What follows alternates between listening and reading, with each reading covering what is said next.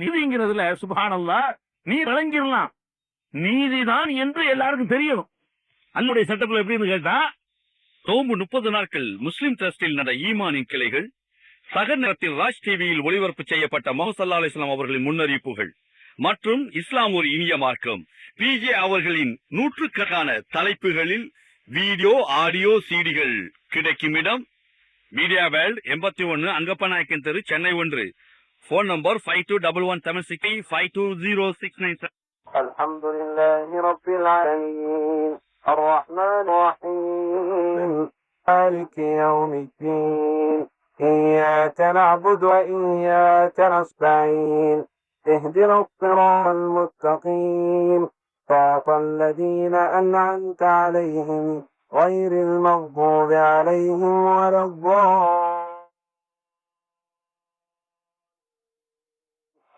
آمين. إن للمتقين مفازا حدائق وأعنابا وكواعب أترابا وكأسا دهاقا لا يسمعون فيها. السلام عليكم ورحمة الله وبركاته.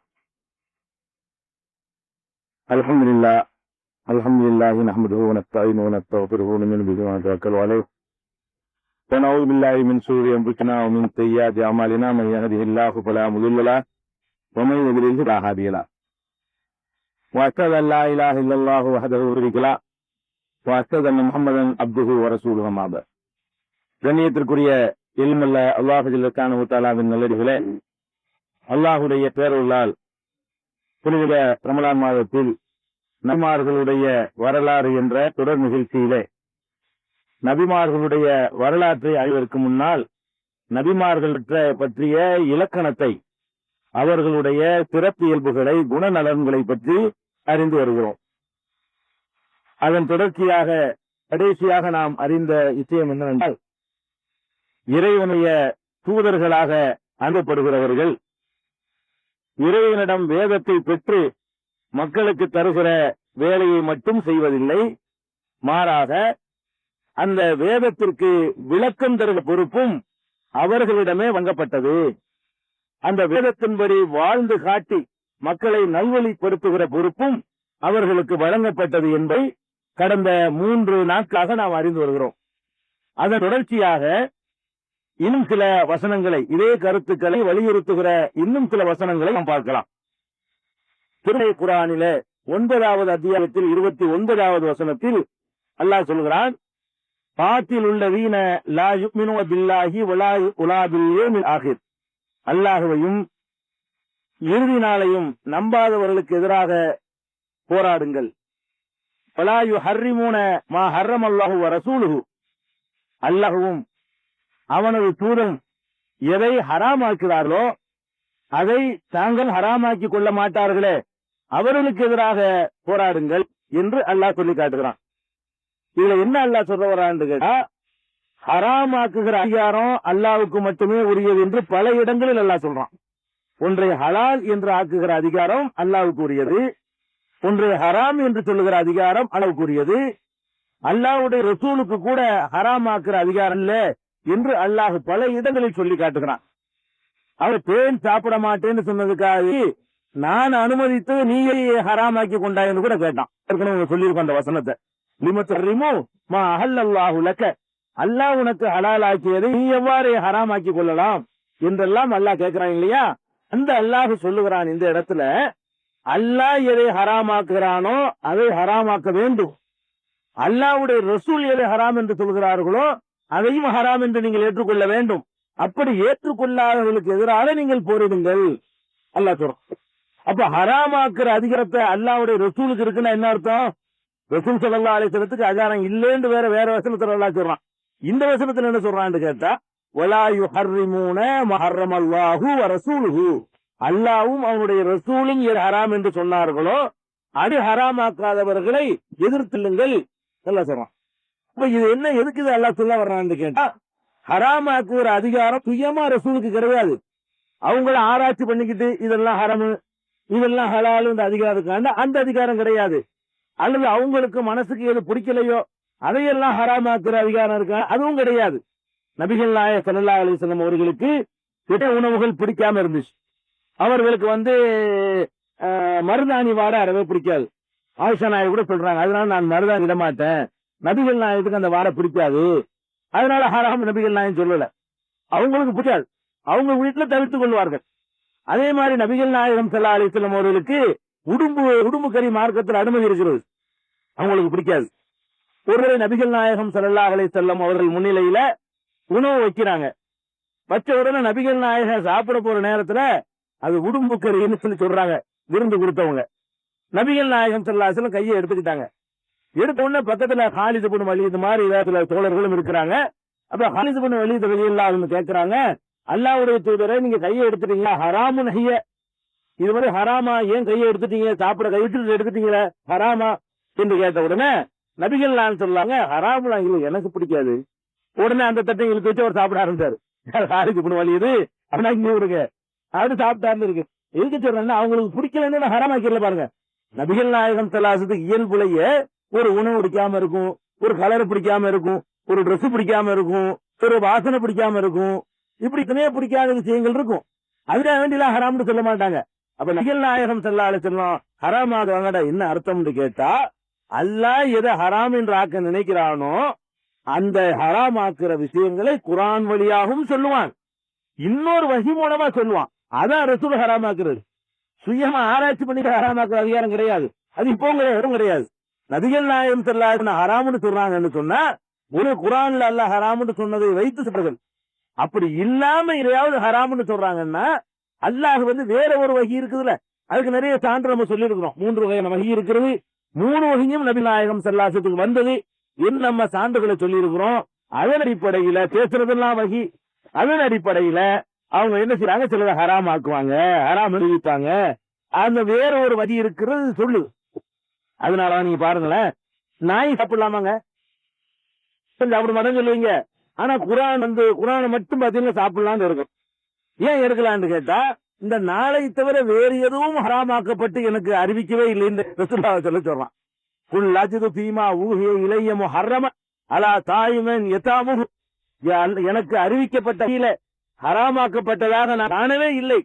எதை தவிர, ஓட்டப்படுற ரத்தத்தை தவிர, பன்றி இறைச்சியை தவிர, தானா செத்து போனதை தவிர, அல்லாஹ் நேர்ந்து கொள்ளப்பட்டவை பூஜிக்கப்பட்டவை தவிர பாக்கி எதுவும் ஹராம் என்று எனக்கு அறிவிக்கப்படாக நான் காணவில்லை என்று சொல்லுகிறாங்க. அப்படின்னா இந்த 4 தானே. அப்ப பன்றியை திங்கலாம், நாயை திங்கலாம், அது 4க்கு இல்ல கழுதையை திங்க வந்துருது. அதெல்லாம் நம்ம திங்க மாட்டேங்கிறோம். ஏன் உலக முஸ்லீம்கள் எல்லாம் சாப்பிடுறது இல்லைன்னு கேட்டா, அல்லாஹ்வுடைய ரசூல் அதை ஹராம் ஆக்கியிருக்கிறாங்க. ரசூல் சொந்தமா ஆராய்ச்சி பண்ணி ஹராமாக்குனாங்க, கண்டிப்பா ஆராய்ச்சி பண்ணி ஹராமாக்கி இருக்க மாட்டாங்க, அந்த அதிகாரம் கொடுக்கப்படவும் இல்லை. அல்லாஹ் வேறொரு வகையாக அதை அறிவித்திருக்கிறான், அதை சொல்லி இருக்கிறார்கள். அதான் இங்க அந்த அனுமதி இருக்குன்னு அந்த இருக்கு. எங்க அவருக்கு என்ன அனுமதி இருக்கு? அல்லாஹ் 4 சொல்லிட்டானே, மித்த மதல ஹலால் தானே. இந்த 4 தவிர எல்லாம் ஹலால்னு சொல்லுங்க. இந்த 4 தவிர சாக்கடை தண்ணி குடிக்கலாம்னா குடிக்கலாம், 4 தானே ஹலா, 4 தானே ஹராம்னு இருக்குது. அப்படிதான் எடுத்து, அப்படி அர்த்தம் கிடையாது. அல்லாஹ் ரப்பல் ஆலமீன் என்ன பண்றான்னு கேட்டா 4 விஷயத்தை வச்சுக்கிறான். அது ஒரு கட்டம். ஊருக்கு சிலவை பிடிச்சவர்கள் இருக்கிறார்கள், நாயை திங்கலாம் சொல்லக்கூடிய இந்த குர்ஆன் மட்டும் போது கூட்டம், குர்ஆன் மட்டும் சொல்லக்கூடிய கூட்டம் 4 தானே இருக்குது. 4 தவிர எல்லாம் ஓகே ஹலால் தான் அப்படின்னு சொல்லக்கூடியவர்கள் இருக்கிறாங்க. மனுஷனை கூட திங்கலாம் தான். அவங்க கருத்துப்படி பார்த்தா சொல்லத்தானே கூடாது, அவனா சேர்த்து நிற்கிற வேண்டியதான். சொல்லுங்களா? அப்ப அல்லாவும் ரசூலும் ஹராமாக்குனது இந்த நேரத்துல எல்லாம் சொல்றானே, எதுக்கு சொல்றான்னு கேட்டா, இந்த நான் ஹராமாக்கி இருக்கிறேன், இறை தூதர் உங்களுக்கு சிலதை ஹராமாக்குவாரு, அதையும் நீங்கள் தவிர்த்து கொள்ள வேண்டும் என்ற கருத்துப்பட சொல்றான். இதே மாதிரி நபிகள் நாயகம் ஸல்லல்லாஹு அலைஹி வஸல்லம் அவரை பற்றி முந்தைய வேதங்களில் சில முன்னறிவிப்புகள் இருக்கின்றன. அதை குர்ஆனும் எடுத்து சொல்கிறது. அந்த வேதங்களை பற்றி நம்ம சொல்ல வரல, அந்த முன்னறிவிப்புகளை பற்றி குர்ஆனும் என்ன எடுத்து சொல்கிறது. அந்த முன்னப்புல ஒண்ணு என்னன்னு கேட்டா, 7வது அத்தியாயத்து ஆராப்புல 157 வசனத்தில் அல்லாஹ் சொல்றான், அல்லன எத்தபியூன ரசூலன் நபியில் உம்மியல்லதி யஜுதூனஹு மக்தூபன் இந்தஹும் பித்தௌராத் வல் இன்ஜீல், தௌராத்திலும் இன்ஜீல் வேதத்திலும் இந்த ரசூல், இந்த நபி, இந்த உம்மை பற்றி எழுதப்பட்டிருப்பதை அவர்கள் இருக்கிறார்கள். தௌராத்திலையும் இன்ஜீலையும் இந்த ரசூலை பற்றி, இந்த நபியை பற்றி, இந்த எழுதப்படி தெரியாதவரை பற்றி அவர்கள் வேதத்தில் எழுதப்பட்டிருப்பதை அவர்கள் காண்கிறார்கள். என்ன எழுதப்பட்டிருது? யஅமுருஹும் பில் மாரூஃப், நன்மையை இவர் மக்கள் ஏவுவார், யன்ஹாஹும் அனில் முன்கர், தீமையை விட்டு தடுக்குவார், யுஹில்லு லஹும் தய்யிபாத், தூய்மையானவைகள் எல்லாம் ஹலாலாக ஆக்குவார்.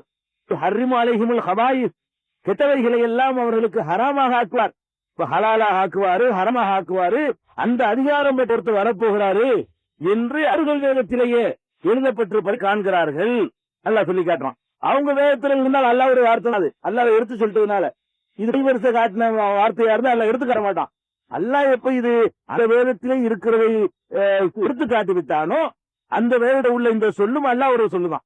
அப்ப என்னன்னு எழுதி வச்சுக்கிறான், முந்தைய வேதங்கள்ல முகமது ஒருத்தர் வருவாரு, கடைசியா வருவாரு, நன்மை ஏவுவாரு, தீமையை தடுக்குவாரு, தீயவை எல்லாம் ஹராம ஆக்குவாரு, நிறைய எல்லாம் ஹலால் ஆக்குவாரு. அப்ப ஹலால் ஆக்குகிற ஹராம் ஆக்குகிற அதிகாரம் எல்லாம் இருக்குன்னு சொன்னா அப்ப எந்த குரான்ல 4 தானே இருக்குது. வேற வகையான வகை மூலமாகத்தான் ஹராமாக்க முடியும். குரான்ல இருக்கிற 4 தான் சொல்லும் பொழுது அப்ப மற்ற எவ்வளவு ஹராமுகள் இருக்கிறத அதுகள் எல்லாம் இவருடைய இன்னொரு வகையின் மூலமாக ஹராமாக்கப்பட்டது. இதை நம்ம விளங்கிக்கிறோம். இதுவும் இன்னொரு வகையான வகை இருக்கிறது என்பதற்கும் அது தேவை என்பதற்கும் சான்றாக இருக்கிறது. அதே மாதிரி நபிகள் நாயகம் ஸல்லல்லாஹு அலைஹி வஸல்லம் அவர்களுடைய இன்னொரு வகை தேவை, அவர்களுடைய விளக்கம் இல்லாமல் நபிகள் நாயகத்துக்கு மட்டுமில்ல, எந்த நபியா இருந்தாலும் சரி, அவர் கொண்டு வந்த வேதத்திற்கு அவர்தான் விளக்கம் தந்து ஆக வேண்டும். இறை தூதர்கள் விளக்கம் இல்லாமல் மட்டும் வெறும் வேதத்தை மட்டும் வைத்து முழுமையாக அறிந்துள்ள இயலாது என்பதற்கு இன்னொரு சான்று சொல்வதாக இருந்தால் இது ரொம்ப வலுவான உறுதியான யாராலும் மறுக்க முடியாத 2 கருத்துக்கு இடமில்லாத ஒரு சான்று. 9வது அத்தியாயத்துல 36வது வசனம். இதெல்லாம் என்ன சொல்றான்னு கேட்டா, இன்ன சுகூரி இந்த அல்லாஹி சஹரன் ஃபீ கிதாபில்லாஹ் யௌம ஹலக ஸமாவாத்தி வல் அர்த், வானங்களையும் பூமியையும் படைத்த நாளில் இருந்தே அல்லாஹ் சொல்றான், வானங்களையும் பூமியையும் படைத்த நாளில் இருந்தே அல்லாஹுடைய பதிவேட்டில் மாதங்களின் எண்ணிக்கை 12 ஆகும். மாசங்கள் எத்தனைன்னு கேட்டா, வானத்தை படைச்ச பூமியை படைத்த காலத்திலேயே தீர்மானிச்சு விட்டேன், நான் டிக்ளேர் பண்ணிட்டேன் 12 மாதங்கள் தான். இது பெரிய முன்னறிவிப்பு, இது பெரிய சயின்ஸ், அது ஒரு விஷயம், பெரிய அறிவியல் அடங்கி இருக்கிறது. ஏன்னா 12 மாசம்ன்றது நீங்க உங்களுக்கு எல்கேஜி. இந்த 12 மாசங்கிறது கண்டுபிடிச்சது எப்ப கண்டுபிடிச்சா, ஏற்கனவே 10 மாசம் வருஷத்துக்கு, 7 மாசம், அப்புறம் 8 மாசம் சொன்னா, அப்புறமேல 11 ஆக்கி பார்த்தா இப்ப லாஸ்டா 12 நிக்கிறாங்க. இது 1400 வருஷத்துக்கு முன்னாடியே மாதம் 12 தான் சொல்லியிருக்கு. 12 ஒரு, அதாவது பூமி சூரியனை சுற்றி வருவதற்கு காலகட்டம் நடத்துங்கிறது. பூமி சூரியனை சுற்றுவதற்கு எடுத்துக்கொள்ளக்கூடிய காலகட்டம் ஒரு வருஷம், அதாவது 12 மாதங்கள் தான். இன்று 14 நூற்றாண்டுக்கு முன்னாடி சொன்ன ஒரே நூல் திருக்குரான் மட்டும்தான். ஒரு 300 வருஷத்துக்கு முன்னாடி பேக்கரிசி போனீங்கன்னு சொன்னா 12 மாசம் ஒத்துக்கிறதுல வரலாம். பலவிதமான காலண்டர்லாம் வந்திருக்கு. அந்த கிறிஸ்துவர் அந்த பாதிரியார் வந்தா என்ன செய்யறாரு, 12 மாசம் கொண்டு அதான் இன்னைக்கு அமல்படுத்திட்டு இருக்கிறார். அதுக்கு முன்னாடி வரைக்கும் வருஷத்துக்கு 12 மாசங்கிறது கிடையாது. அந்த டாபிக் இல்ல. பாயிண்ட் என்னன்னு கேட்டா, இது அறிவியல பேசணும் வச்சுக்கிடுவோம். இதுல என்ன எல்லாம் சொல்றான்னு கேட்டா, வானங்களையும் பூமியையும் படைத்த நாள் முதல மாதங்களுடைய எண்ணிக்கை அல்லாஹுடைய பதிவேட்டில் 12, மின்ஹா அர்பஅத்துன் ஹுருமுன், அவற்றில் 4 மாதங்கள் புனிதமானவை அப்படின்னு சொல்றான். ஸாலிக தீனுல் கய்யும், இதுதான் நேரான மார்க்கம். ஃபலா தலரிமு ஃபீஹின்ன அன்ஃபுஸக்கும், அந்த மாதங்களில் 4 மாதம் புனிதம் இருக்கிற அந்த மாதங்களில் உங்களுக்கு நீங்களே அநீதி இழைத்துக் கொண்டு விடாதீர்கள், சண்டை கண்ட போட்டுறாதீங்க, யுத்தத்துக்கு போயிடாதீங்கன்னு சொல்ல வர்றான். அப்ப இதுல என்ன பாயிண்ட் கேட்டா, 12 மாசம் இருக்குங்கிறது பிரச்சனை இல்லை, அது நமக்கு தெரிஞ்ச விஷயம். 4 மாதங்கள் புனித மாதங்கள் அல்லாஹ் சொல்றான். 4 புனித மாதம். அந்த புனித மாதம் என்ன செய்யணும், அந்த மாதங்களில் நம்ம யுத்தம் எல்லாம் செய்யக்கூடாது. இஸ்லாமிய ஆட்சி இருந்தா மட்டும், கவர்மெண்ட் இருந்தா கூட அந்த 4 மாதம் விடுமையானால் யுத்தத்தில் ஈடுபடக்கூடாது. வந்தால் மட்டும்தான் அந்த அரசாங்கம் எதிர்த்து தற்காப்பு யுத்தம் செய்யலாம், வழிய போய் யுத்தம் செய்யக்கூடாது. இஸ்லாமிய அரசு இருக்குமே, ஆனால் அதை கடைபிடிக்க வேண்டிய ஒரு விஷயம். அப்ப இந்த 4 மாதங்கள்ல எந்த யுத்த நடவடிக்கைகளும் இறங்கக்கூடாது என்று அல்லாஹ் சொல்றான். 4 மாதம் எது? 4 மாதம் புனிதம் தான்லங்க, புனிதம் தான் 4 மாதம் தான் குரான்ல இருக்கிறது. அந்த 4 மாசம் எது என்று குரான்ல கிடையாது. நீங்க தேடி தேடி பலன் கிடையாது. அப்ப புனித மாதம் 4ன்னு குரான் சொல்லுது, 4 எதுன்னு இல்ல சொன்ன, அப்ப எதுங்கிற நீ குரான கூட விளக்குப்பா. அது மட்டும் நீ சொல்ற, நான் ஒரு இஸ்லாமிய நாட்டை ஆட்சி பண்ணிட்டு இருக்கிறேன், எனக்கு இப்ப சட்டம் தெரிஞ்சாகணும், நான் யுத்தம் செய்யறதா இல்லையா, இந்த மாசம் நான் யுத்தம் செய்யணுமா இல்லையா, எனக்கு 4 மாசம் என்னன்னு தெரிஞ்சாகணும். சட்டங்கள் இருக்குது, சும்மா மொட்டையா சொல்லிட்டு போகல. அதுல நம்ம நடைமுறைப்படுத்த வேண்டிய ஹுக்கும் அதுல சேர்ந்துருக்கிறது. ஒரு வரலாற்றை சொன்னா கூட தெரியுது பரவாயில்ல, என்ன கேடுன்னு போயிடலாம். அபு லஹப் நாசமாட்டும்னா அபு லஹப் யாருன்னு கேட்டா, யாராவது ஒருத்தர் இருந்துட்டு போனா உனக்கு அமலுக்கு என்ன இருக்குன்னு கேட்பாங்க. அதுகெல்லாம் கூட அபு லஹப் யாருன்னு குரான்னு சொல்லவே இல்லாது. ஆனால் அதுகெல்லாம் என்ன செய்வாங்க, இதுல சட்டம் என்ன இருக்குன்னு கேட்டுருவாங்க. இதுல சட்டம் இருக்கு, அந்த 4 மாசம் என்னன்னு தெரிஞ்சாதான் நம்ம அந்த 4 மாசத்துக்கு ஒரு அரசு எப்படி நடக்கணும், முஸ்லிம் அரசு எப்படி நடக்கணும் என்பது தீர்மானிக்கலாம். 4 மாசம் எதுன்னு காட்டவே முடியாது, யாராலையும் காட்ட முடியாது. குர்ஆன்ல இருந்து பாத்தீங்கன்னா 4 மாசம் மட்டும்தான் இருக்கிறது, எந்த 4 மாசம் குர்ஆனில் இல்லை. அப்ப குர்ஆன்ல இல்லைங்கிறதுல ஒரு முடிவுக்கு வரணும். ஒண்ணே ஒண்ணு, இந்த வசனத்தை குர்ஆன்ல காட்ட இல்லைன்னா அவங்களுடைய தீர்ப்பு என்ன? இப்ப குர்ஆன் அது குர்ஆன்ல இருந்து விளங்கணும் இல்லைங்க, எல்லாம் விளங்கும் இல்லைங்க. குர்ஆன்ல எல்லாமே அல்லாஹ் அவங்களை சொல்லிட்டான், அது நபிகள் நாயகத்தின் விளக்கம் தேவையில்லை அப்படின்னு கருத்து உடையவர்களா இருந்தால் அந்த 4 மாதம் எதுன்னு இப்ப தெரியவில்லை விட்டுறதா? ஒண்ணு தெரியலன்றா கூட இதை விளங்க இன்னொன்னு சிலருக்கு ஒத்துக்கிறாங்கல்ல. இதுக்கு பதில் சொல்ல முடியல என்று சொன்னா அவங்க அடிப்படை கொள்கை விழுந்துருது. இது இல்ல இல்ல அப்ப இல்லன்னா என்ன, இல்லன்னா என்ன எப்படி இதை விளங்குறது? அல்லாஹ்வுடைய வேதம் விளங்கணுமே எனக்கு, அல்லாஹ்வுடைய ஒவ்வொரு சட்டத்தையும் நான் அமல்படுத்தி காட்டுமே, அதுக்கு என்ன சொல்லுப்ப?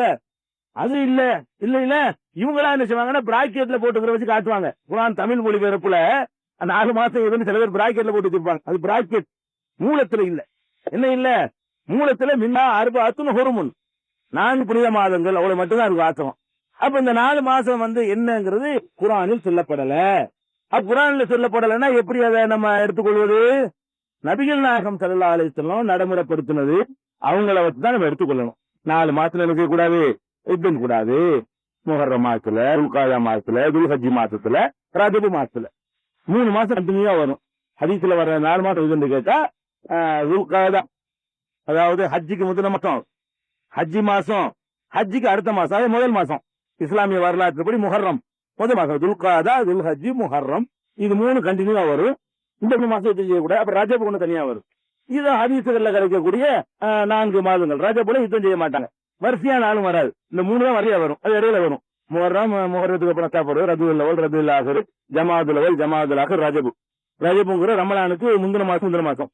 ரஜபுங்கிற இப்ப ரமலானுக்கு சாபானு, சாபானுக்கு முன்னாடி ரஜப். அப்ப அங்க வருது அது. அப்ப என்ன சொல்றோம் கேட்டா, நபிகள் நாயகம் ஸல்லல்லாஹு அலைஹி வஸல்லம் அவர்களுக்கு வழங்கப்பட்ட இந்த குர்ஆனில் 4 மாதங்கள் புனிதமானவை சொல்லப்படுகிறது. அது என்ன என்று தெரிந்து கொள்வதற்கு நபிகள் நாயகத்தினுடைய விளக்கம் இல்லாமல் நமக்கு புரியவில்லை. இப்படித்தான் பல விஷயங்கள். இது ஒரு சாம்பிளுக்கு எடுத்துக்கிற நம்பரை சொல்றாலும் மாட்டிக்கிறாங்க. இதே மாதிரிதான் தொழுகை நிலைநாட்டுங்கள் இருக்கும். எப்படி நிலைநாட்டுறது? யார் சொன்னாரோ செஞ்சு காட்டிருப்பார். நோம்பு வைங்கள் எப்படி வைக்கிறது? அவர் கொண்டு சொன்னார் நோம்பிக்கு சொல்லி அவர் விளக்கு காட்டிருப்பார், அதன்படி நோம்பு வை. ஜகாத்து கொடுங்கள், அவ்வளவுதான் குர்ஆன்ல இருக்கு. ஆட்டுக்கு எவ்வளவு, மாட்டுக்கு எவ்வளவு, தங்கத்துக்கு எவ்வளவு, ரொக்கத்துக்கு எவ்வளவு, அதுக்கு எவ்வளவு, இதுக்கு எவ்வளவு, விவசாயத்துக்கு எவ்வளவு, எல்லாம் எங்க இருக்காது? குர்ஆன்ல இருக்காது. இல்ல என்ன வேணா அறுவடை நாளில் கொடுத்து விடுங்கள் இருக்கும், அவ்வளவுதான் இருக்கு. விவசாயத்துக்கு சொல்றாருந்தா எவ்வளவு கொடுக்கிறது? 20ல் 1, 10ல் 1, எத்தனை பெர்சென்ட்? 10%, 5%. அது எங்க இருக்கிறது? அப்ப இதெல்லாம் அங்க குர்ஆன்ல சொல்லப்படல. குர்ஆன்ல இருக்கும்னா சட்டங்கள் பொதுவான உருள் சொல்லப்படுமே தவிர அதையெல்லாம் விளக்குறாங்க. இது 100 குர்ஆன் ஆயிரும். தொழுகையை தொழுங்கள்னு சொல்லி ஸ்டார்ட் ஆனா குர்ஆன் ஸ்டார்ட்டா போயிடுது. தொழுகையில சட்டத்திட்டங்கள்லாம் விளக்க போனோம்னா தொழுகையில புத்தகமே ஒரு பெருசா இருக்கு பாருங்களேன், அவ்வளவு ஏறிக்கிறோம் அந்த அளவுல. ஜக்காத்துக்குன்னு இவ்வளவு பெரிய புத்தகம் அதுவும் ஏறிக்கும். ஒரு 200 குர்ஆன் ஆயிரும். குர்ஆன் பயந்து ஓடிக்கும் ஆளாது. அதுக்காக அல்லாஹ் பண்றான்னா சாட்டா சொல்லிட்டு செயல்முறை விளக்கத்துக்கு ஆள் அனுப்பி விட்டுறான். எல்லாம் சாட்டாட்டம் குர்ஆன்ல. அதனுடைய விளக்கத்துக்கு ஆள் அனுப்பி நீங்க தடுமாறணும். அது விளக்குறது ஆள் அனுப்பி இருக்கிறோம், விளக்கம் பாதுகாக்கப்பட்டிருக்கு. அப்படிங்கிற அடிப்படையில சிந்திச்சு பார்த்தோமே ஆனால் இறை தூதர்களுடைய வேலை வேதத்தை தகவல் மட்டும் இல்ல, இந்த மாதிரியான வசனங்களுக்கு விளக்கம் தருவது அவர்களுடைய வேலைதான். இந்த மாதிரி வசனம் யார் விளக்கம் தருவா? நானா விட்டடிச்சுக்கிற 4 மாசத்துல அது வணங்குமா இல்லையா? அது ஒண்ணு இருக்கு. இது ஒரு பாயிண்ட் ஆச்சா. அடுத்தபடியாக எடுத்துக்கிட்டீங்கன்னு சொன்னா 17வது அத்தியாயத்துல 60வது வசனம், சூரத்துல் இஸ்ரா, பனி இஸ்ராயில்ல 60வது வசனம். இங்கே எல்லாம் என்ன சொல்றான்னு கேட்டா, ஒரு இறை தூதருடைய விளக்கம் வேணும், அதை காட்டுறான். எப்படி காட்டுறான்னு கேட்டா, இதுக்குள்ளாலத உமக்கு நாம் சொன்னோம். என்ன சொன்னோம்? இன்ன ரப்பக்க அஹாத்த பின்னாஸ், மக்கள் எல்லாம் உம்மை சுற்றி வளைத்துக் கொண்டார்கள், மக்கள் எல்லாம் உம்மை சுற்றி வளைத்துக் கொண்டார்கள் என்று நாம் சொன்னதை நினைத்து பார்ப்பீராக. இது ஒன்றும் பிரச்சனை இல்லை.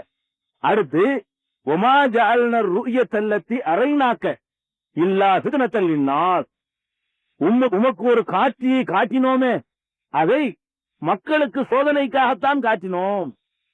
என்ன காட்சியை காட்டினா என்ன சோதனை? சும்மா காட்டு என்ன காரியம் சொல்லி பார்ப்போம்.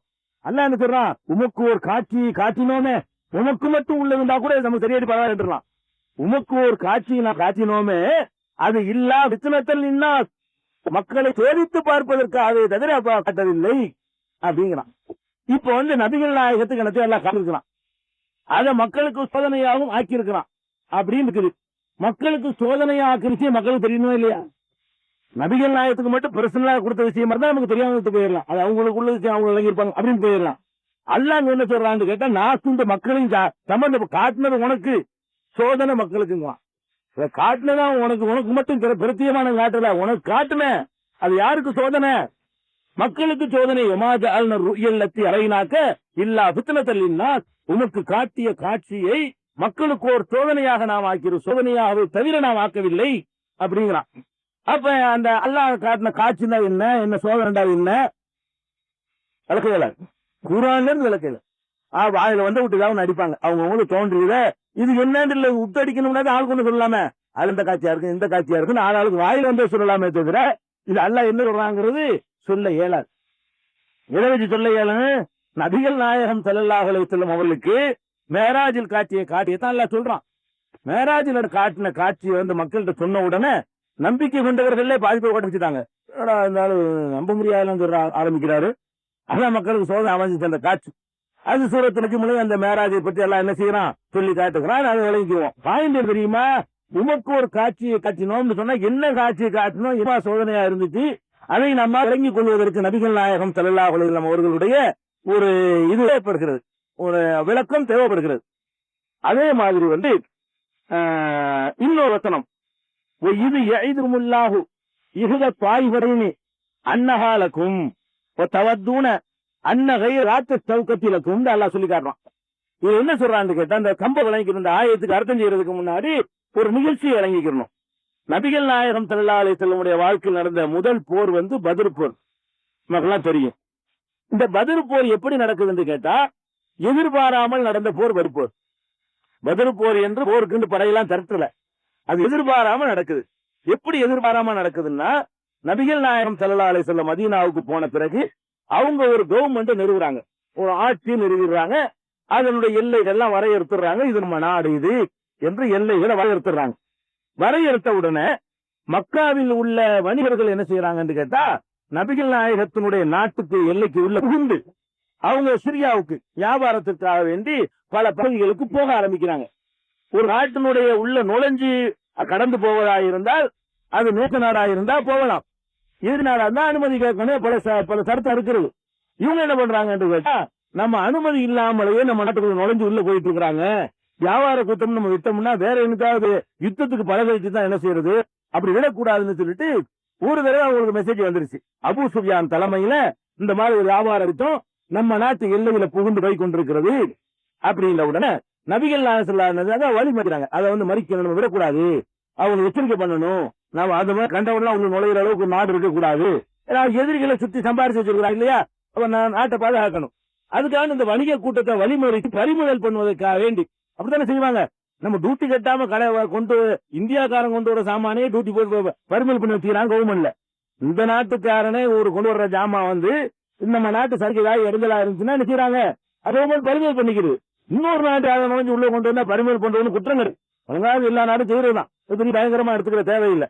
பறிமுதல் பண்ணுவதற்காக வேண்டி நபிகள் நாயகம் ஸல்லல்லாஹு அலைஹி வஸல்லம் நினைச்சாங்க, அவன் நம்ம நாட்டுக்குள்ள நுழைஞ்சு ஒரு படை போய்கிட்டு இருக்கிறது, வியாபார கூட்டம் இருந்தாலும் அனுமதிக்க முடியாது. அது யார் எந்த கூட்டம், நம்மளை ஊர் விட்டு வரட்டவன், நம்ம சொத்துக்கள் எல்லாம் பறிச்சுக்கிட்டவன், பல விதத்துல நமக்கு இடைஞ்சல் தந்துட்டு இருக்கிறவன், அவன் எவ்வளவு தைரியமா உள்ள நுழைறான், இப்படி மறிக்கணும்னு சொல்லிட்டு நபிகள் நாயகம் ஸல்லல்லாஹு அலைஹி வஸல்லம் தலைமை தாங்கி போறாங்க. ஆள் அனுப்புறதுலாம் கிடையாது, அவங்களதான் போவாங்க.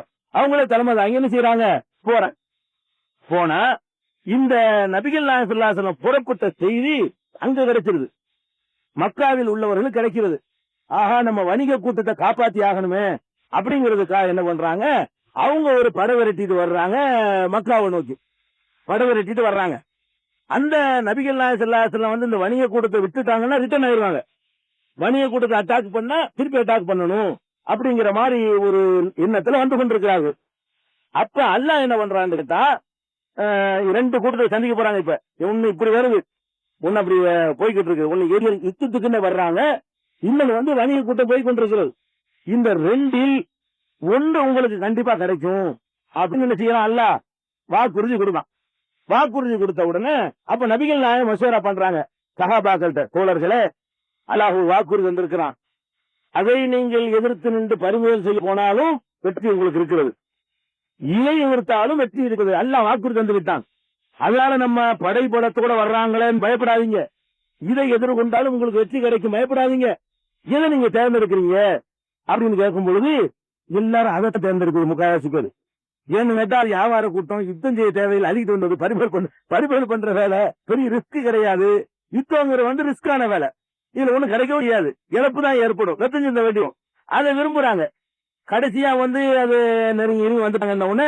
அப்புறம் முடிவு மாறி சில சாபாக்கள் உறுதியா பேசி இது முக்கியம் இல்ல, படை விரட்டி வந்தவங்களுக்கு பாடம் கற்பிட்டு போறாங்க. அவங்க உங்க வரைக்கும் வந்துட்டாங்க இல்லையா, அத்துமீறுவாங்க, நம்ம தடுக்க பண்ணோம்னா அதுக்கும் படம் கட்டிட்டு வருவாங்கன்னா இவங்களுக்கு தான் படம் கற்பிக்கணும் என்ற கருத்துக்கு பிறகு பத்ர் போற அப்பதான் பத்ருங்கிற இடத்துக்கு வந்துட்டாங்க. அது கடையில அப்பதான் பத்ர் நடக்குது. பத்ருக்குன்னு புறப்பட்டு போவல் நல்லா வணங்கிக்கணும்.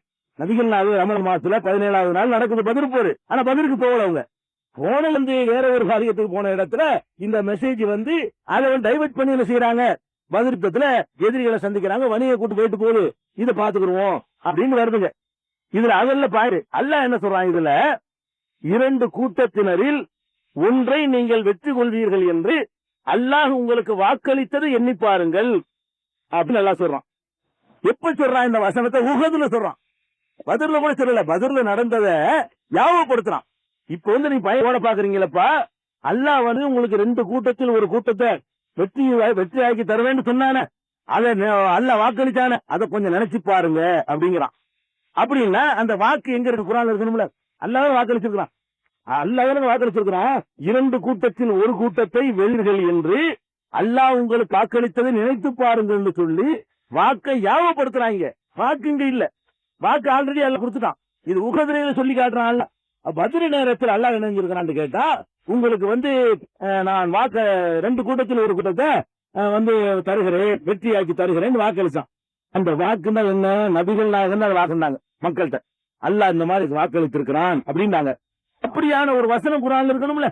குர்ஆன் மட்டும்தான் இறை தூதர்களுக்கு இறை செய்தின்னு சொன்னா, குர்ஆனை தவிர வேற இறை செய்தியே வராது சொன்னால் அப்ப என்ன இருக்குன்னு? இந்த 2 கூட்டத்தில் ஒரு கூட்டத்தை வெல்வீர் அப்படின்னு ஒரு வசனம் குர்ஆன்ல இருக்கணும். இல்ல, இந்த 2 கூட்டத்தில் நீங்க ஒண்ணு ஜெயித்தா போறீங்க, நான் வாக்கு தருகிறேன் அப்படின்னு குர்ஆன்ல இருக்கணும். இல்ல, குர்ஆன்ல இல்லாத ஒரு வாக்குறுதிய நான் கொடுத்த வாக்குறுதி அல்லாஹ் சொல்றான். குர்ஆன்ல இல்ல வாக்குறுதி. அல்லாஹ்வுடைய ரசூல் தான் வாக்குறுதி கொடுத்தார்கள். அல்லாஹ்வுடைய வாக்குறுதியை எடுத்து சொன்னார்கள். குர்ஆன் இல்ல, அல்லாஹ் வாக்குறுதி தந்தான் என்று சொன்னது யாரு? நபிகள் நாயகம் ஸல்லல்லாஹு அலைஹி வஸல்லம் தான் மக்கள்கிட்ட சொன்னாங்க. நபிகள் நாயகம் ஸல்லல்லாஹு அலைஹி வஸல்லம் சொன்ன அந்த வாக்குறுதி நான் கொடுத்த வாக்குறுதி. அப்ப எப்படி கொடுத்தான் அந்த வாக்குறுதிய? குர்ஆன்ல இல்ல. எப்படி இந்த வாக்குறுதி கொடுத்தான்? இன்னொரு வகையின் மூலமா கொடுத்தான். அந்த நம்பரை மட்டும் எழுதாம விட்டுட்டேன். பார்த்து சொல்லிக்கிறேன். இது இதுக்கும் இகுத தாயிபத்தையும் அன்னாலக்கும் எல்லாத்தையும் குறித்து நம்பர் குறிக்காம இந்த ஆயத்துக்கு சொன்ன ஆயத்துக்களுங்க முடிச்சவங்க சொல்ற நம்பரை. இது இந்த வசனத்தில் எல்லாம் என்ன செய்யணும்? அப்ப வாக்களிச்சுட்டு ஒரு கூட்டத்தை வெற்றியாக்கி தர்றான். வெற்றியாக்கி தர ஞாபகப்படுத்துறான். அப்ப குர்ஆன் அல்லாம இன்னொரு வரையிலையும் இறை தூதர்களுக்கு செய்தி கிடைக்கும் இல்லையா? குர்ஆன் மட்டும்தான் கிடைக்கும்னா வாக்கும் குர்ஆன்ல இருக்கணும்ல. அவங்களை ஜெயிப்பீங்க, அவங்களை வெல்லுவீங்கன்னு சொல்லி குர்ஆன்ல இருக்கணும்ல ஒரு வாக்கு. குர்ஆன்ல இல்ல. நபிகள் நாயகம் கொடுத்த வாக்கு தன்னுடைய வாக்கு என்று எல்லாம் சொல்லி காட்டுறான். இதை நம்ம பார்க்கணும். அதே மாதிரி 4வது அத்தியாயத்துல 140வது வசனத்துல ஒன்றை அல்லாஹ் சொல்றான். என்ன சொல்றான்னு கேட்டா, கது நஸ்ஸல அலைக்கும் ஃபில் கிதாபி அன் இதா சமயத்தும் ஆயாத்தில்லாஹி யுக்ஃபர் பி. அல்லாஹ்வுடைய வசனங்கள் நிராகரிக்கப்படுவதை நீங்கள் தூக்கிவிட்டார். ஒரு இடத்துல நிக்கிறீங்க, அல்லாஹ்வுடைய வசனத்தை நிராகரிக்கிறான். அப்படி வார்த்தை நீங்க செவியிட வேண்டிய நிலை ஏற்படுது. அப்படி ஒரு சபையை நீங்கள் கண்டால்,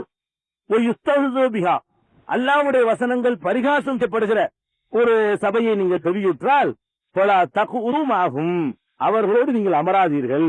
கண்ட போட்டு கலவரமாய் போயிடும்.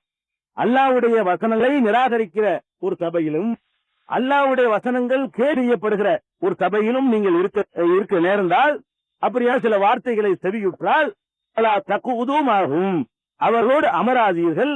ஹத்தா யகூலு ஃபீ ஹதீஸின் கைரிஹி, வேறொரு பேச்சில மற்றொரு செய்தியில அவர்கள் மூழ்கிற வரை என்ன செய்யாதீங்க, அப்படி செய்யாதீர்கள் அப்படின்னு எல்லாத்தையும் காட்டுறான். என்ன செய்யாதீர்கள் என்று உங்களுக்கு இந்த வேதத்திலேயே அருளப்பட்டிருக்கிறது அப்படிங்கிறான். இப்பதான் அருளவே படுது. அல்லாஹ் என்ன சொல்றான்னு கேட்டா, அல்லாஹ்வுடைய வசனங்கள் நிராகரிக்கப்பட்டு அல்லாஹ்வுடைய வசனங்கள் கேலி செய்யப்படும் சபையாக இருந்தால் அங்கே அமரக்கூடாது என்று இவ்வேதத்தில் உங்களுக்கு அல்லாஹ் அருளி இருக்கிறான். அப்படின்னா அப்படி ஒரு வசனம் ஏற்கனவே இருக்கணும்ல. இப்படி ஒரு வசனம் குர்ஆன்ல இல்ல. இவ்வேதத்தில் அருளி இருக்கிறான் நபிகள் நாயகத்தில் அருளி வச்சிருந்தாங்க. அவங்க கொடுத்த விளக்கத்தை அல்லாஹ் என்ன செய்யறான்னா வேதத்தில் உள்ளதுங்கிறான். இந்த மாதிரி ஒண்ணு இருக்கிறது நல்லா சொல்லி காட்டுறான். இப்படி ஒரு வசனம் இருக்குன்னு சொல்லி அல்லாஹ் சொல்றான். அப்படி ஒரு வசனமே இல்ல. இதே வார்த்தையை கொண்ட வசனங்கள் இல்ல. அப்ப இதுவும் நபிகள் நாயகம் ஸல்லல்லாஹு அலைஹி வஸல்லம் அவர்களுக்கு இன்னொரு வகையான வஹி இருக்கிறது என்பதற்கு சான்றாக இருக்கிறது. அதே மாதிரி நபிகள் நாயகம் ஸல்லல்லாஹு அலைஹி வஸல்லம் அவங்களுக்கு குடும்ப சம்பந்தப்பட்ட விவகாரம் இது. குடும்ப சம்பந்தப்பட்ட விவகாரத்துல நபிகள் நாயகம் ஸல்லல்லாஹு அலைஹி வஸல்லம் என்ன பண்றாங்க, தன்னுடைய மனைவியிடத்தில் ஒரு செய்தியை சொல்கிறார்கள். மனைவியிடத்துல ரகசியமாக சொல்கிறார்கள். ரகசியமா நீ மட்டும் வச்சுக்க, யார்ட்டையும் சொல்லக்கூடாது என்று மனைவியிடத்தில் ஒரு சொல்லுறாங்க. அந்த அம்மா என்ன பண்ணுதுன்னா வெளிப்படுத்திருச்சு. தனக்கு மட்டும் ரகசியமா சொன்னதை நினைச்சு வெளிப்படுத்திருச்சு. அந்த அம்மா வெளிப்படுத்தின விஷயத்தை நபிகள் நாயகத்தை தெரிஞ்சு போச்சு. தெரிஞ்ச கேட்கிறாங்க, இது மாதிரி நீ வந்து சொல்லக்கூடாதுன்னு சொன்ன, நீ வந்து சொல்லிவிட்டிய அப்படின்னு கேட்கிறாங்க. அப்ப அந்த அம்மா கேட்கிறாங்க, இது நான் சொல்றது உங்க எப்படி தெரியும்? மண் நம்பா சஹாதா, இது யாரு உங்களுக்கு சொன்னா? நீங்க சொன்ன செய்தியே நான் வேற ஆள்கிட்ட சொல்லிட்டேங்க செய்தியே உங்களுக்கு சொன்னது யாருன்னு அந்த அம்மா கேட்குது. ஆதாரம் கேட்குது. அப்ப நபிகள் நாயகம் சொல்றாங்க, அலிமுல் ஹதீர், அவற்றையும் அறிந்தவன், உச்சில் உள்ளதையும் அறிந்தவன் இருக்கிறானே அவன் தான் சொன்னான். யார் மனுஷன்லாம் சொல்லல, உங்ககிட்ட சொன்ன ஒரு செய்திய நீ வேற ஒரு ஆள்கிட்ட போய் சொல்லி இருக்கிற அப்படிங்கிறத அல்லாஹ் சொல்லும் பொழுது குர்ஆன்ல வருது, இது கதை இல்ல. குர்ஆன்ல அல்லாஹ் சொல்றான், நபி அவர்கள் மனைவியிடத்தில ஒரு செய்தியை ரகசியமாக கூறினார்கள். அவரோ அந்த செய்தியை வெளிப்படுத்தி விட்டார்.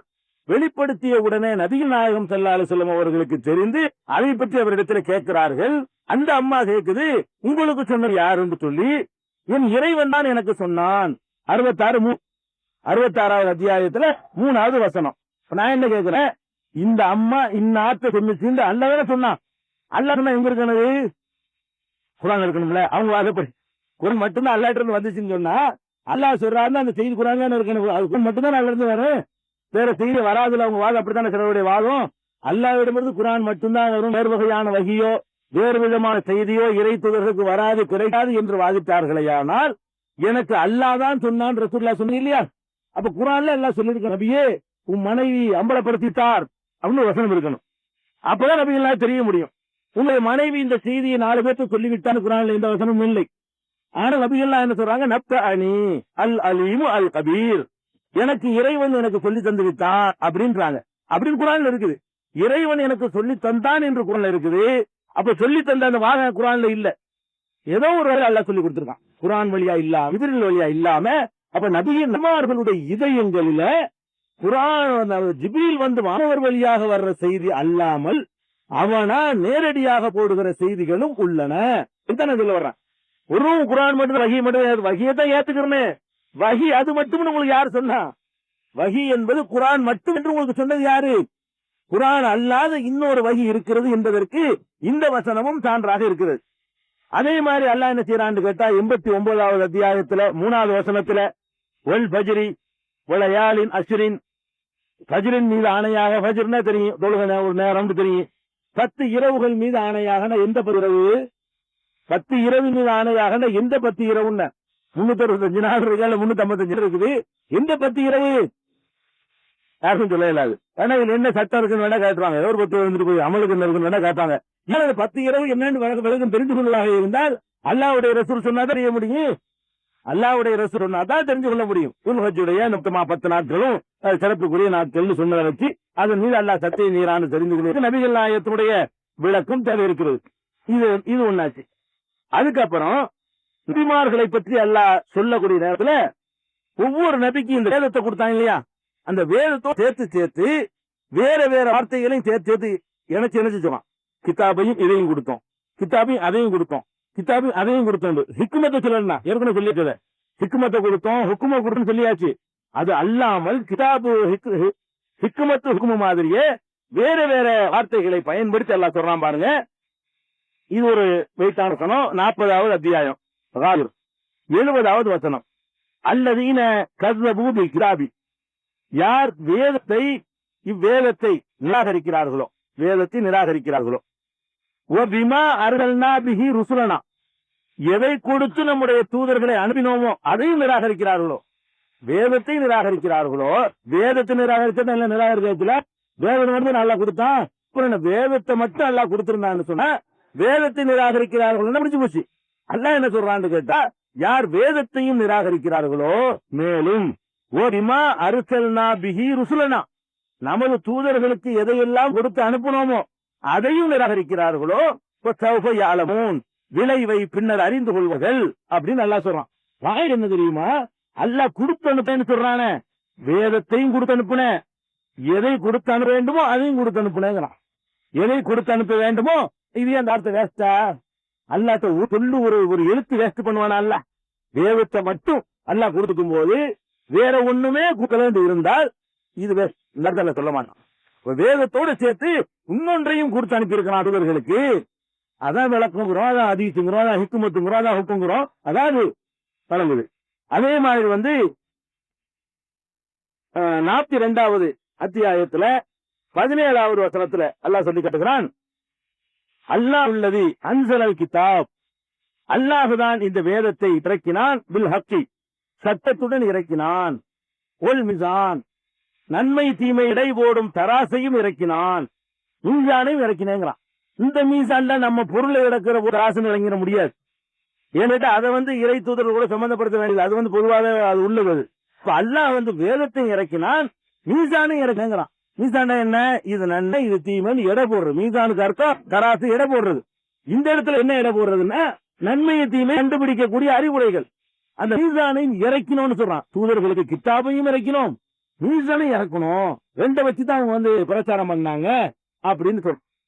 5வது அத்தியாயத்துல இந்த மீசானை இறக்கணும்ங்கிறது வந்து இதுல கூட உங்களுக்கு வந்து 42:17 விட 57:25 இன்னும் கொஞ்சம் வெயிட்டா இருக்குது. எப்படி இருக்குன்னு கேட்டா, லக்கது அர்சல்னா ருசுலனா பில் பைனாத், நமது தூதர்களை தெளிவான அத்தாட்சிகளோடு அற்புதங்களோடு அனுப்பினோம். அன்சல்னா மஅஹுமுல் கிதாப், அவர்களோடு கிதாபையும் ஒல் மீசான், மீசானையும் இறக்கினோம். லியக்கூமன்னாசு பில் கிஸ்த், மக்கள் நீதியோடு நடத்துவதற்காக அவர்களுக்கு வேதத்தையும் கொடுத்தோம், மீசானையும் கொடுத்தோம், அற்புதங்களையும் கொடுத்தோம். மீசான் அற்புதங்களோடு கிடையாது, அற்புதம் தங்க சொல்லிவிட்டான். அற்புதங்களையும் கொடுத்தோம், வேதத்தையும் கொடுத்தோம், மீசானையும் கொடுத்தோம் அப்படின்னு சொல்லி 57:25 அல்லாஹ் சொல்றான். வேதத்தோட சேர்த்து இன்னொன்னு சொல்லி காட்டுறான். அதே மாதிரி வந்து 5வது அத்தியாயம் 5வது வசனத்துல அல்லாஹ் சொல்றான், யா அஹ்லல் கிதாப், வேதமுடைய மக்களே, கஜ்ஜாக்கும் ரசூலுனா, நமது தூதர் உங்களிடம் வந்துவிட்டார், யுபையினலகும் கதீரம் மிம்மா துக்முன மினல் கிதாப், வேதத்தில் நீங்கள் மறைத்து வைத்திருக்கிறீர்களே அவற்றில் பெரும்பாலானவற்றை அம்பலப்படுத்த வந்துவிட்டார், நீங்கள் மறைச்சதை எல்லாம் அம்பலப்படுத்துவதற்கு வந்துவிட்டார். ஓ யௌபு அன் கதீர், பலவற்றை கண்டுகொள்ளாமல் அர்ச்சயம் செய்ய வந்துவிட்டார் அப்படின்னு சொல்லிட்டு, கது ஜாஅக்கும் மினல்லாஹி நூறுன் வ கிதாபுன் முபீன், அல்லாஹ்விடம் இருந்து உங்களுக்கு வந்துவிட்டது நூறுன், ஒளி வந்துவிட்டது, வ கிதாபுன் முபீன், தெளிவான வேதமும் வந்துவிட்டது. வேதத்துமே வந்துருந்தா வேதம் போதும், அது சொன்னா எல்லாரும், வேதமும் வந்துவிட்டது, ஒளியும் உங்களுக்கு வந்துவிட்டது, பிரகாசம் வந்துவிட்டது அப்படின்னு எல்லாம் சொல்லிக்கலாம். அப்ப அந்த வேதத்தோட சேர்த்து அதுக்கு வெளிச்சமாக, நூறு வெளிச்சம் தான் அர்த்தம், வேதத்திற்கு விளக்கத்தை வெளிச்சம்னு சொல்லுவாங்க. அந்த வேதத்துக்கு விளக்கமாக அமைந்த வெளிச்சம் இருக்குத, அதைத்தான் எல்லாம் நூறுங்கிற வார்த்தையை கொண்டு யூஸ் பண்ற காட்சியை பார்க்கிறோம். அதே மாதிரி 3வது அத்தியாயத்துல 184வது வசனத்தை பாத்தீங்கன்னா, பொய்யின் கஸபூக, நபியே உம்மை அவர்கள் நிராகரிப்பார்களானா, பக்கத்து குதிப ருசுலும் மின் கபிக்க, உமக்கு முன்னர் பல தூரில் நிராகரிக்கப்பட்டு விட்டார்கள், புதுசு இல்ல, உன்னை மறுக்கிறாங்கன்னு ஆச்சரியப்படாத, உனக்கு முந்தைய இப்படித்தான் எல்லாத்துக்கும் நடந்துச்சு. அப்புறம் எல்லாம் சொல்றான், ஜாவு, அவர்கள் கொண்டு வந்தார்கள், வில் பையினாத்தி, அற்புதங்களை, தெளிவான அற்புதங்கள் இருந்தாங்க, கொண்டு வந்தார்கள். அற்புதங்களை மட்டும் கொண்டு வரல, ஒரு சுபுரி, ஏத்தையும், ஒரு கிதாபி, வேதத்தையும், சுபுரையும் கொண்டு வந்தார்கள், உல் கிதாபில் முனீர், ஒளி வீசும் வேதத்தையும் கொண்டு வார்கள். அல்லாஹ் என்ன செய்யறான், எல்லா தூதர்களுமே கிதாபையும் கொண்டு வந்தாங்க, சுபுரையும் கொண்டு வந்தாங்க. கிதாபுனாலும் வேதம்னா, சுபுருண்டாலும் ஏடுதான். அது இன்னொரு விளக்கம், இன்னொரு வகையான விளக்கத்தை வந்து அல்லாஹ் என்ன செய்யறான், ஏடுங்கிற பேரை கொண்டு சொல்லி காட்டுறான். எழுதியா கொண்டு வந்தாங்கன்னு கேட்கக்கூடாது, குர்ஆனை எழுதி கொண்டு படல அப்படின்னு அல்லாஹ் கிதாபுங்கிறான். குர்ஆனை எழுதியா கொண்டாந்து அல்லாஹ் கொடுத்தான், எழுதி தரல, வாசிக்கத்தான் செஞ்சாரு ஜிப்ரீல். ஒரு அதை கூட அல்ல கிதாபு ஏறுன்னு தான் சொல்லுவான். ஏறுந்தவன புஸ்தகமாக கொடுத்தாங்கன்னு கேட்டக்கூடாது. நாயத்தினுடைய விளக்கம் எல்லாம் புஸ்தகமா இருந்துச்சுன்னா குரானும் புஸ்தகமா இல்ல, நம்மளாம் ஆக்கிட்டோம் பின்னாடி. புஸ்தகம் ஆனது பின்னாடி செஞ்ச வேலை, வந்தது புஸ்தகமே வரல. ஜிப்ரீல் கொண்டு வந்தாரு, புஸ்தகமா கொண்டு வந்தாரு, இக்குறவு சொன்னாரு, நம்ம எழுதிக்கிட்டோம். நபிகள்லாம் எழுதி வச்சுக்கிட்டாங்க. குள்ளல் ஆகுதுன்னு சொன்னார் அவரு, எதுல இங்க எழுதிக்கிட்டோம். அப்ப நான் அது வார்த்தையாகத்தான், ஓசை வடிவாகத்தான், ஒளி வடிவமாகத்தான் அது வந்துச்சு. அதே மாதிரி தான் இறைத்துவர்களுடைய விளக்கமும் ஒளி வடிவமா இருந்தாலும் அதை இருந்து சொல்லலாம். அப்ப நபிமார்கள் நாங்க வேதத்தையும் கொண்டு வந்தாங்க, இயற்கையும் கொண்டு வந்தாங்க. ரெண்டையும் சொல்லணும், என்ன வேஸ்டா இல்ல. ஒரு நம்ம சொல்லுவாங்க அப்படி, நம்ம பேனாவையும் கொண்டு வந்தார்கள், எழுதுகோலையும் கொண்டு வந்தார்கள். திருப்பிங்க நல்லா தானே இந்த பேனான்னு சொல்லுவாங்க. ரெண்டு நான் சொல்றேன், பேனாவையும் தந்தேன், எழுதுகோலையும் தந்தேன், இதே சொல்றேன். ஏன்னா ஒண்ணு தந்துட்டு ரெண்டு பேனா தடை எழுதுகோல் தந்த ரெண்டையும் சொல்றேன். சாப்பிமா இல்லையா? நம்மளே ஒரு வார்த்தையை வேஸ்ட் பண்றது யோசிக்கிறோம். அல்லாஹ் ரப்புல் ஆலமீன் வேஸ்டா ஒரு வார்த்தையை ஒரு சொல்ல யூஸ் பண்ணுவானா? அப்படி யோசிச்சு பார்க்கணும். இதே மாதிரியா கருத்தை 35-25 சொல்றான். 3:184 சொல்ற மாதிரியே ஜாஅத்துஹும் ருசுலுஹும் பில் பிகினாத்தி வபிஸ்ஸுப்ரி வல் கிதாபி முனீர் அப்படிங்கிற வாசகத்தை 3வது அத்தியாயம் 184 பார்க்கலாம், 35வது அத்தியாயம் 25வது வசனத்திலையும் பார்க்கலாம். அதே மாதிரி 2வது அத்தியாயம் 53வது வசனத்துல எல்லாம் சொல்லி காட்டுகிறான். இது ஆத்தைனா மூசல் கிதாப், மூசாவுக்கு கிதாபை கொடுத்தோம், வேதத்தை. ஒரு ஃபுர்கான், ஃபுர்கானையும் கொடுத்தோம், கிதாபையும் கொடுத்தோம், ஃபுர்கானையும் கொடுத்தோம். ஃபுர்கான் என்ன? ஃபுர்கான் என்றால் சத்தியத்தையும் அசத்தியத்தையும் வேறுபடுத்தி காட்டுறது, பரக்கன பிரிக்கிறது. ஃபுர்கான் என்றால் இது சரி இது தவறு என்று பிரித்து காட்டுகிற வழிமுறை. அப்ப மூசா நபிக்கு 2 கொடுத்தான்ல, ஒன்னு கிதாபை கொடுத்தான், இன்னொன்னு ஃபுர்கானை கொடுத்தான். ஃபுர்கானை வச்சு ஆரம்பத்தில் பிரச்சாரம் பண்ணாரு, பண்ணாரு. ஒண்ணுமில்லாம என்ன பண்ணல. ஃபுர்கான் இன்னொரு சத்தியத்தையும் அசத்தியத்தையும் பிரித்து காட்டக்கூடிய சித்தாந்தம், வழிகாட்டுதல், கோட்பாடு, அதைத்தான் ஃபுர்கானுங்கிறான். அப்ப மூசாவுக்கு கிதாபையும் கொடுத்தோம், ஃபுர்கானையும் கொடுத்தோம் என்று அல்லாஹ் ரப்புல் ஆலமீன் சொல்லி காட்டுகிறான். இதுகளெல்லாம் பார்க்கக்கூடிய நேரத்துல இறை தூதர்கள் வெறுமனே வேதத்தை மட்டும் கொண்டு வர மாட்டார்கள். அப்படி அந்த தூரி அனுப்பவே இல்லை. வேதத்தை நான் கொடுத்து வேதத்தை மட்டும் கொடுத்துட்டு அட்டி உதயெல்லாம் எதுக்குங்க? இவ்வளவு வாங்குறாங்க. அதை செஞ்சு காட்டி, அமுல்படுத்தி காட்டி, விலக்கி காட்டி, நடைமுறைப்படுத்தி காட்டி, அதன் அடிப்படையில் மக்களை ஒன்று திரட்டி ஒரு பெரிய ஒர்க்கம் உங்களுக்கு இருக்கிறது. இவ்வளவு பணிகள் செய்வதற்கு இறை தூதர்கள் வந்திருக்கிறார்கள் என்பதை நம்ம தெரிஞ்சுக்கிறோம். அதே மாதிரி இன்னும் சில இடத்துல எல்லாம் என்ன செய்யறான்னு கேட்டா, இறை தூதர்களை பற்றி பேசும் பொழுது இலல்லாஹி வ ரசூலிஹி, அவர்கள் அல்லாவின் பக்கம் அழைக்கப்படுவார்களானால், வ ரசூலிஹி, அல்லாஹ்வுடைய ரசூலின் பக்கம் அழைக்கப்படுவார்களேயானால், லியஹ்கும பைனஹும், அவர்களுக்கு மத்தியில் அவர் தீர்ப்பளிப்பதற்காக அழைக்கப்படுவார்களேயானால், இதா ஃபரீக்கும் மின்ஹும் மோரிலூன், அவர்களில் ஒரு சார் அலட்சியம் செய்கிறார்கள். அல்லாவின் பக்கம் அழைக்கப்படுறாங்க, அல்லாஹ்வுடைய ரசூலின் பக்கம் அழைக்கப்படுறாங்க. எதுக்குன்னா தீர்ப்பளிப்பதற்காக சொல்றான். அப்ப தீர்ப்பளிக்கிற அதிகாரம் அல்லாவின் பக்கம் மட்டும் சொன்னாலும் போதும். வேதத்தின் அடிப்படையில் தீர்ப்பளிக்க போறாங்க. அப்படி இருக்கையில் அல்லாவின் பக்கம் அழைச்சார்கள் தான் அடங்கி போயிடும். ரசூலையும் சேர்த்து அல்லாஹ் சொல்லி காட்டுறான். இதே மாதிரியான கருத்தை 24:51வது வசனத்திலையும் சொல்லி காட்டுறான். 33-36வது வசனத்துல இன்னும் வெயிட்டான வலிமையான கடுமையான வார்த்தைகளை யூஸ் பண்றான்ல. ஒமாக்கான லி மூமினி, மூமினான நம்பிக்கை கொண்ட ஆணுக்கும் கிடையாது, வா மூமினத்தின் நம்பிக்கை கொண்ட பெண்ணுக்கும் கிடையாது. இதா அல்லாஹு வ ரசூலுஹு அம்ரா, அல்லாஹ்வும் அவனுடைய தூதரும் ஒரு காரியத்தை முடிவு செய்யும் பொழுது, அல்லாஹ்வும் முடிவு செய்யறான், அவனுடைய தூதரும் ஒரு காரியத்தை முடிவு செய்யும் பொழுது, ஐயக்கூன லஹுமுல் ஹியரத்து மின் அம்ரிஹிம், தங்களுடைய காரியங்களில் சுய விருப்பம் கொள்ளுகிற அதிகாரம் நம்பிக்கை கொள்கிற ஆணுக்கும் இல்லை, நம்பிக்கை கொண்ட பெண்ணுக்கும் இல்லை. அல்லாஹ் ஒன்றை முடிவு செஞ்சுட்டா, அல்லாஹ்வுடைய ரசூல் ஒன்றை முடிவு செய்து விட்டார், நீ அதுக்கப்புறம் மார்க்கத்தில் அபிப்பிராயம் இருக்க கூடாது. அல்லாஹ் சொல்லித்தான ஓகே, அப்புறம் நம்ம சொன்ன இருக்குது, அல்லாஹ்வுடைய ரசூல் கூட ஓகே, இப்படித்தான் இறை நம்பிக்கையாளர்கள் நடந்து கொள்ள வேண்டும் என்று அல்லாஹ் சொல்றாங்க. முடிவெடுத்தல் என்ற அதிகாரத்தை 2 பக்கம் கொடுக்கலாம். அல்லாஹ்வும் முடிவு செய்வான், அல்லாஹ்வுடைய ரசூலும் முடிவு செய்வார்கள் அப்படின்னு சொல்லிக்காரன். அப்ப இந்த மாதிரியான வசனம் போக குர்ஆன்ல 30க்கும் மேற்பட்ட இடங்கள்ல என்ன வரும் கேட்டா, யா அய்யுஹல்லதீன ஆமனு அத்தீஉல்லாஹ வ அத்தீஉர் ரசூல், நம்பிக்கையாளர்களே நீங்கள் அல்லாஹ்வுக்கு கட்டுப்படுங்கள், ரசூலுக்கு கட்டுப்படுங்கள். அல்லாஹ் கட்டுப்படுங்கள், ரசூலுக்கு கட்டுப்படுங்கள், லஅல்லக்கும் துர்ஹமுன், அருள் செய்யப்படுவீர்கள், வெற்றி பெறுவீர்கள், அப்பதான் நீங்க ஜெயிக்க முடியும், அப்பதான் தப்பிக்க முடியும். ஒவ்வொன்றுக்கும் ஒரு அடலை போட்டு 30க்கும் மேற்பட்ட இடங்கள்ல அத்தீஉர் ரசூல் சொல்றான அந்த வசனங்கள் எல்லாம் என்ன காட்டுதுன்னு கேட்டா, இறை தூதர் தலைமை தாங்கி வழிநடத்தி செல்வதற்காக வந்திருக்காரே தவிர புஸ்தகத்தை கொண்டாந்து கொடுத்துட்டு போறதுக்கு வரல. அல்லாட்ட இருந்து புஸ்தகத்தை வாங்கி இந்தா வச்சுக்கேண்டு ஓடிக்கிட்டு இருக்கிற வேலை அவருக்கு இல்ல.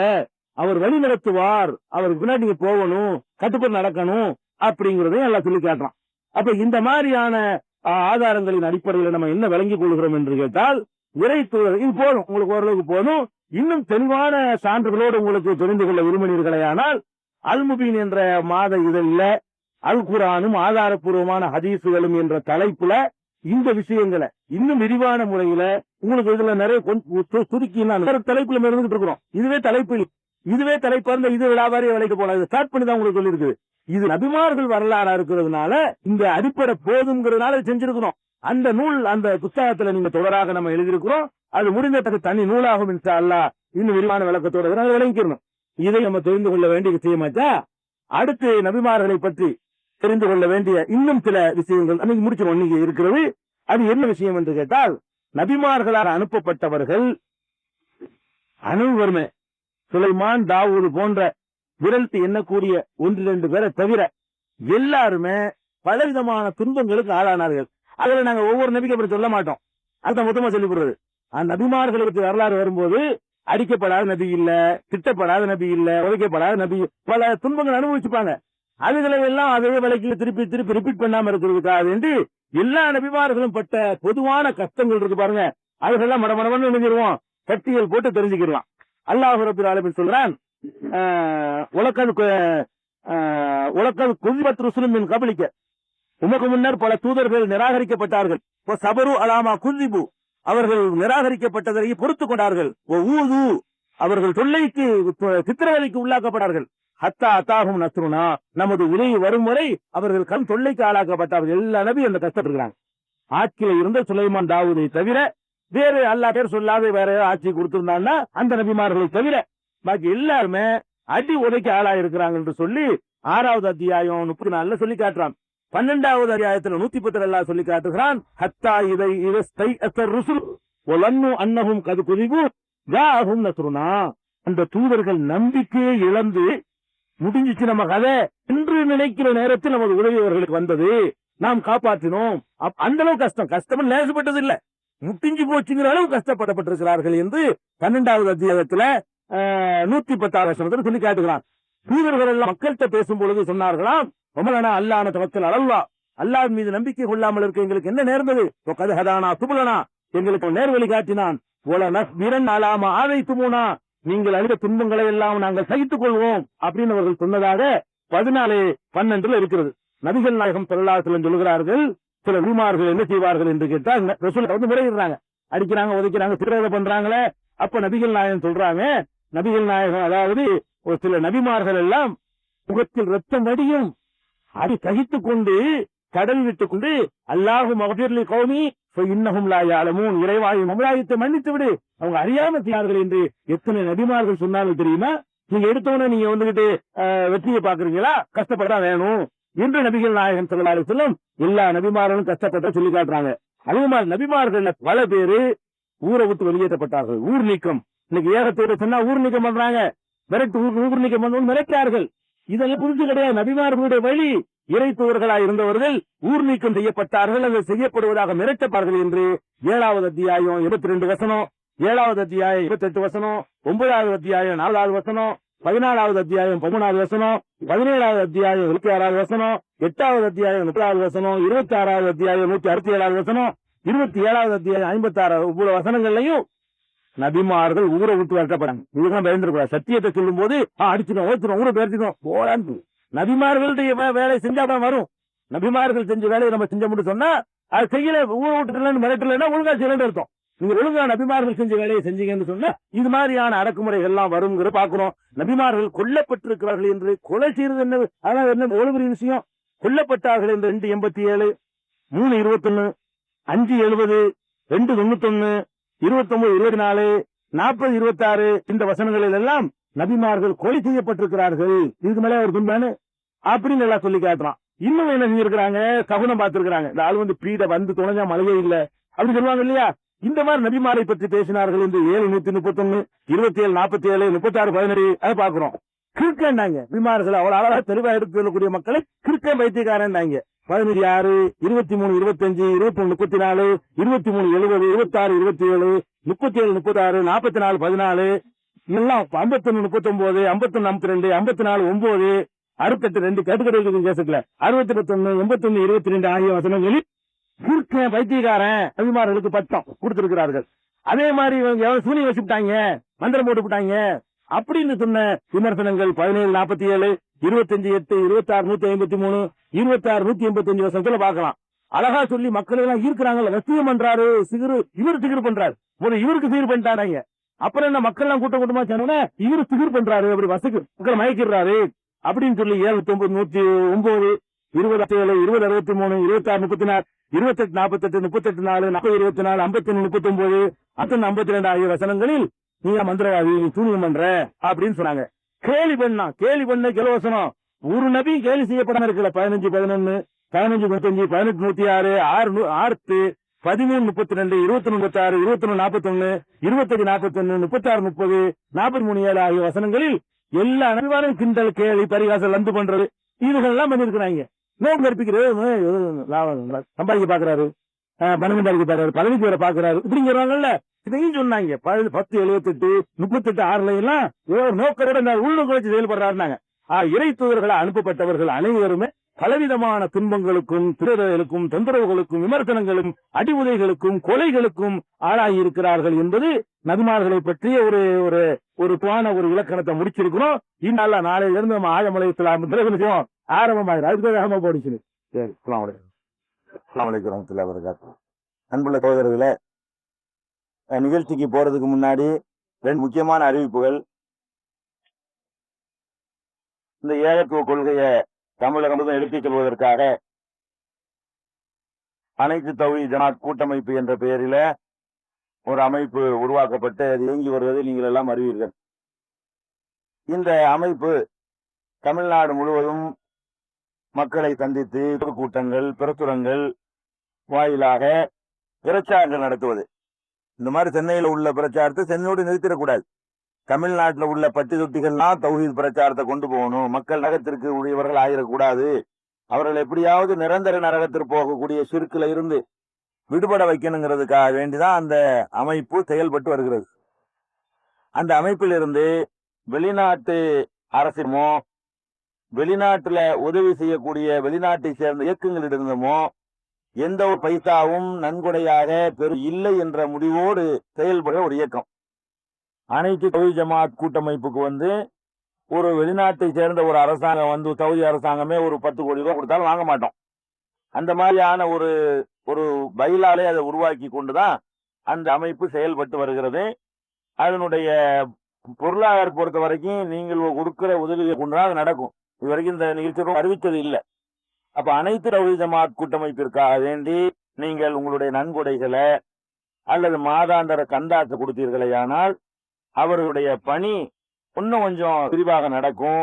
நிறைய மக்களுக்கு ஏகத்துவத்தை சொல்லுவாங்க. அதனுடைய கணக்குகள்லாம் முறையாக பராமரிக்கப்பட்டு வருகிறது. எப்ப வேண்டாலும் பொருளாளர் ஒரு பாட்சா அவர்களிடத்துல நீங்கள் கணக்கு கேட்கலாம். எல்லாமே கம்ப்யூட்டர் பண்ணி கணக்கு பார்க்கிற சிஸ்டமேட்டிக்கா நடத்தி கொடுக்கிற ஒரு அமைப்பு அது. அதனால அதுக்கு தாராளமா நிதி உதவி செய்யணும், நன்கள் கொடுக்கணும். அது உங்களுக்கு கொடுக்க விரும்பக்கூடியவர்கள்